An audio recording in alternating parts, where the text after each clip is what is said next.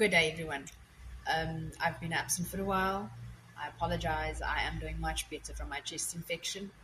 And as promised, I am here today with the video review of Quinns' book, 100 Blue Moons.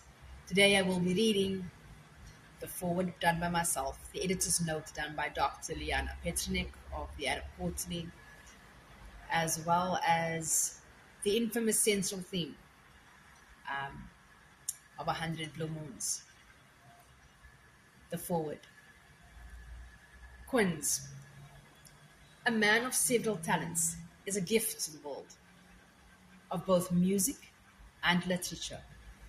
Though he is of Kenyan roots, this African spirit shows a wealth of knowledge through his pen and can thus be defined by this richness of global cultural diversity as an eclectic being of wonder.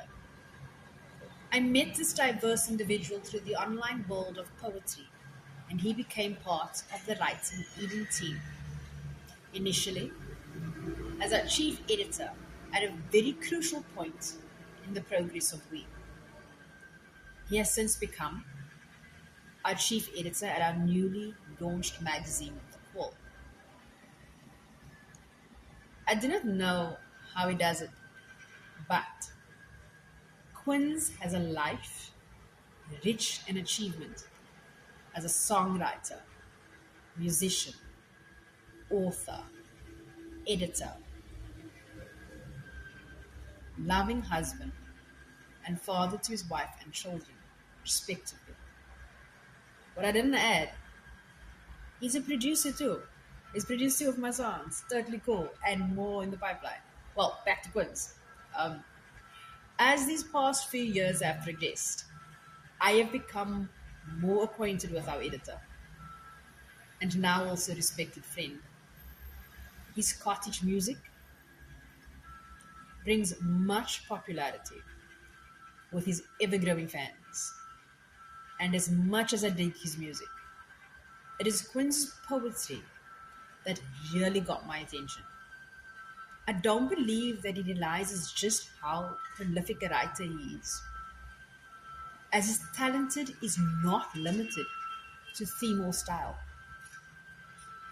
Moreover, one day, and this is my wish for Quinns, his poetry won't only be rated as exquisite African poetry, but also he should be nominated as one of our most prestigious contemporary poets internationally, as his works are both epic and contemporary.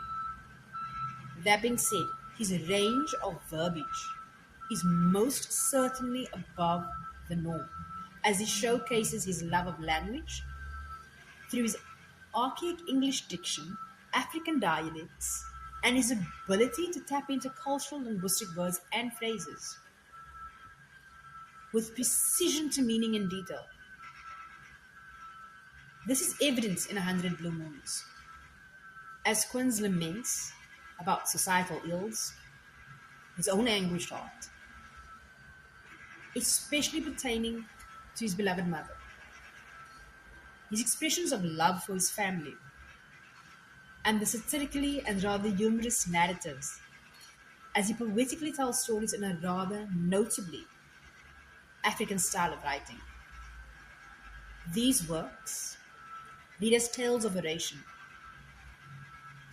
vividly placing one at campfires, as the imagination takes one on a journey of African cultural possibilities. With endless possibilities, Quinns, I truly believe in my heart that you are one of the greats who should be remembered for his wealth of knowledge, wisdom, and literary excellence. I'm rooting for you, brother, from the soil of our African blood to the heavens and its infinite dreams manifested in life. A Hundred Blue Moons by author P.M. Quinns is only the beginning of the African spirit come alive.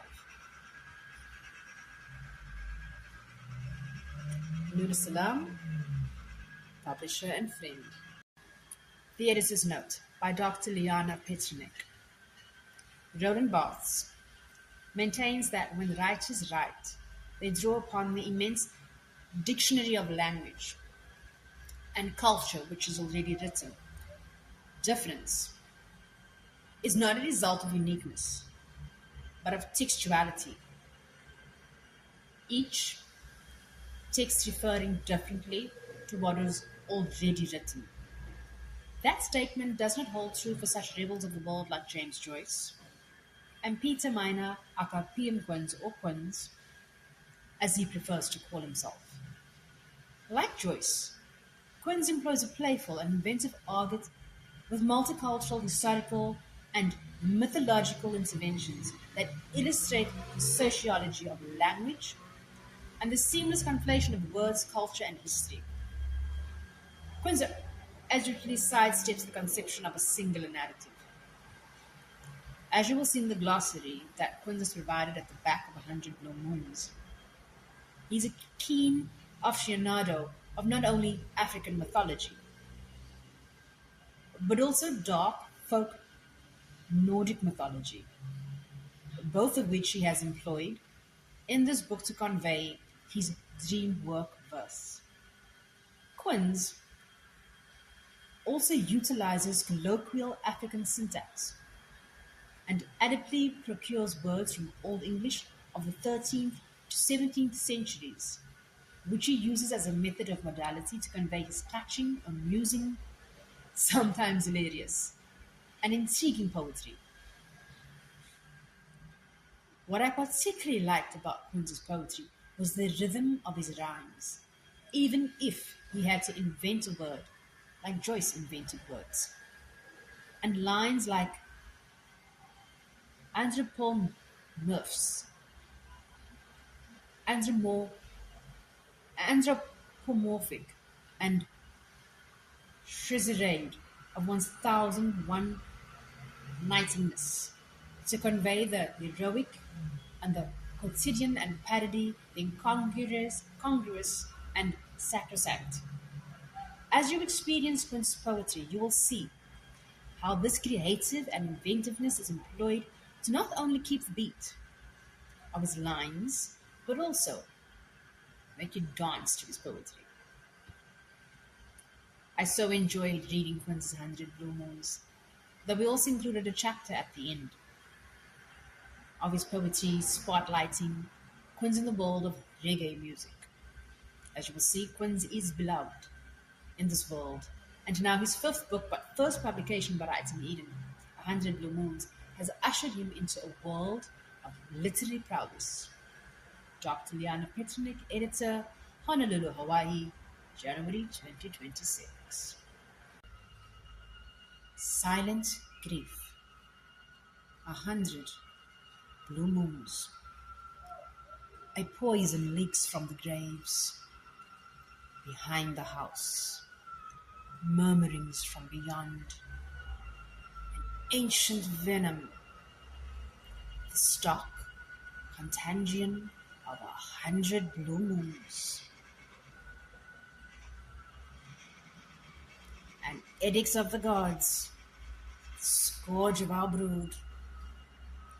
When the pool stirs, the ghosts in the mind arouse. Old, cyclic nightmares. A soul held for ransom. A man trapped in a dance to hooligan tunes. The queer grief that comes to a man in solitude. I am wanted by woes I cannot define. An affliction, a despair, without relief. I am sad, but I know not why I am so. I repine for an end of what? I know not. There's a darkness, too dark that it feels divine, and the barrow beckons, the pang of silent grief. It awakens an urge to end this bleak show. I'm frozen in this drag, in this one thought that this song has come to an end some way. Oh. Now, every single poem will touch you in that way. I don't know. I can't explain it. But Quinns has this way with melancholy, and he touches on grief in a way that is incomparable.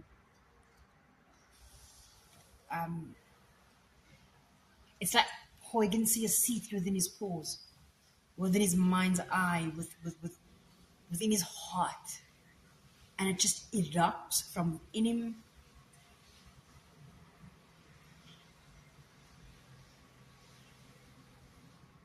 But at the same time, there's always this hope that lingers in his writing. It's not depressive to the point of despair. There's that glimmer, there's that hope, there's that shine, there's that promise. And that's the beauty of Quinns' magic. So if you don't have 100 Blue Moons yet, it is for sale at Amazon. Paperback, hardcover, Kindle, as well as Kindle Unlimited. And he also has it as an audiobook. So, you know something? If you don't have 100 Blue Moons,